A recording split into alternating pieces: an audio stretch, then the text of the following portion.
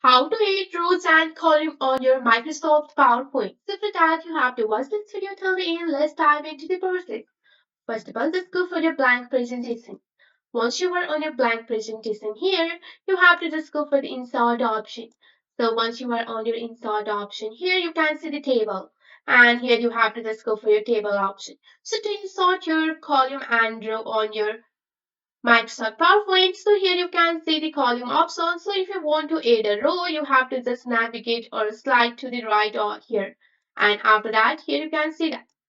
Let's go for that. And here you will successfully insert your row and column on your PowerPoint. And you can also select the design here after that. And after that, here you will have this and just go for the name. Add. And after that, here you can see that you will simply have your column of your row and column. So here you will have the row and column like this. And here you will provide the all detailed information on your row and column. That's it for today. If you like this video, please hit that like button and subscribe for more. I will see you in the next one. Thank you.